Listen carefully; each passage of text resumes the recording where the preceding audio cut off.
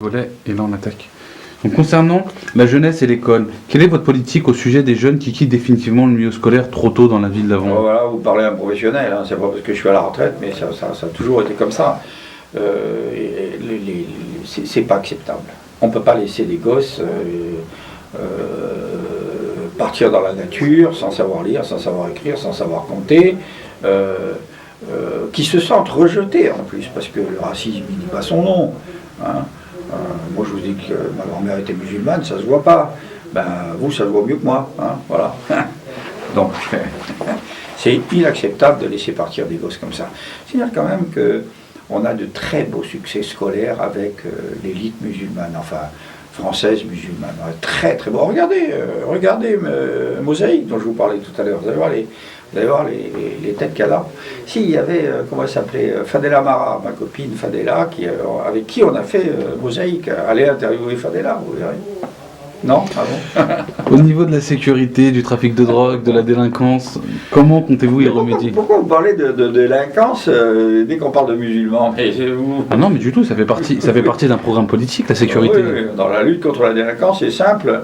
Et à Avon, il y a 47 voyous qu'on connaît par cœur, qu'on a déféré au procureur de la République. Le procureur de la République, c'est un de mes anciens élèves, et le commissaire de police, c'était un de mes anciens élèves. On les connaît tous. Bon, après le reste, c'est une question de politique pénale. Hein.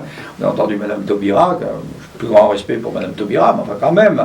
Donc, quand on a une politique qui consiste à dire, si vous ne risquez pas 5 ans de prison, vous êtes libre. Hein. C'est ce que me dit le procureur.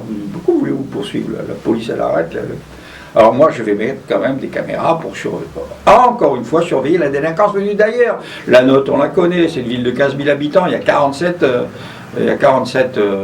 délinquants qui ont été identifiés. Bon, c'est bon, hein. La justice le sait, elle pourrait faire ce qu'elle veut. Par contre, je vais mettre des caméras, parce qu'il y a des comportements qui ne sont pas forcément délictueux, mais qui sont tout à fait antisociaux. Balancer les canettes de bière, des conneries comme ça.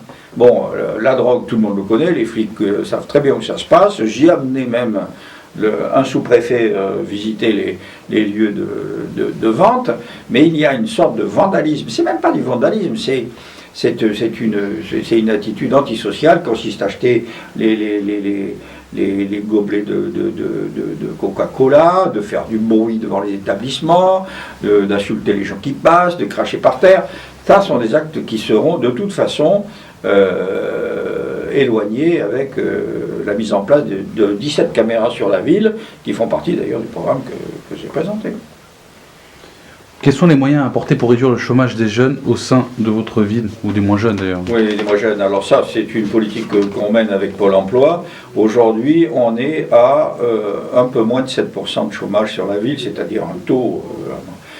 Après, il y a le problème du chômage des jeunes, c'est pas un problème particulier aux jeunes, même si c'est dans cette catégorie d'âge, comme dans celle plus âgée, qu'on va trouver le plus de difficultés. Mais voir chapitre précédent sur la question de l'école.